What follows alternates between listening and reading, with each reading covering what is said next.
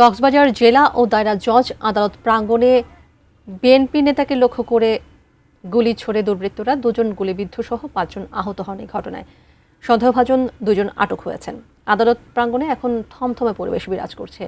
সেখান থেকে বিস্তারিত জানাতে ফোনে যুক্ত হচ্ছেন আমাদের কক্সবাজার প্রতিনিধি অর্পণ বড়ুয়া। অর্পণ বড়ুয়া, একটু বিস্তারিত জানাবেন আসলে কি ঘটেছিল?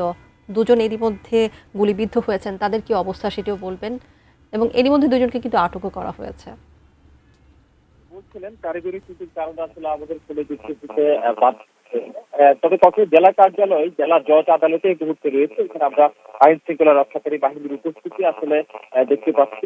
পুলিশ ও অন্যান্য যে আইন শৃঙ্খলা বাহিনী তারা এখানে উপস্থিত হয়েছেন এবং ইতিমধ্যে পুলিশের পক্ষ থেকে আসলে এখান থেকে একটি অস্ত্র উদ্ধার করা হয়েছে, 2 জনকে আটক করা হয়েছে। একটি বিষয় জানিয়ে রাখতে চাই, এই মুহূর্তে আদালত প্রাঙ্গণে মূলত থমথমে পরিস্থিতি বিরাজ করছে।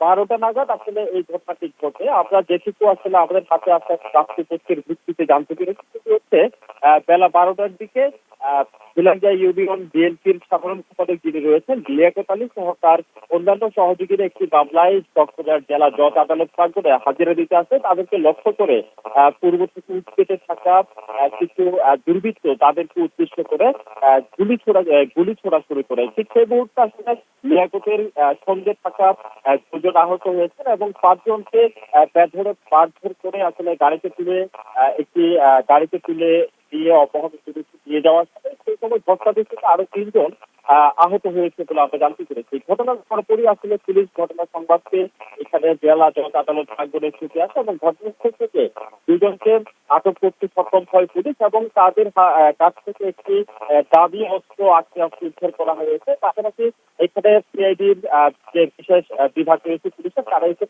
এসে যে জায়গাটিতে আসলে ঘটনা ঘটেছে সেটিকে শনাক্ত করে সেখান থেকে আলামত সংগ্রহ করেছেন। তবে এই মুহূর্তে আমরা জেলা জজ আদালত প্রাঙ্গণে রয়েছে। এখানে পুলিশ সহ র্যাব এবং অন্যান্য আইন শৃঙ্খলা রক্ষাকারী বাহিনীর এখানে আমরা কড়া নিরাপত্তা এবং থমথমে পরিস্থিতি দেখতে পাচ্ছি।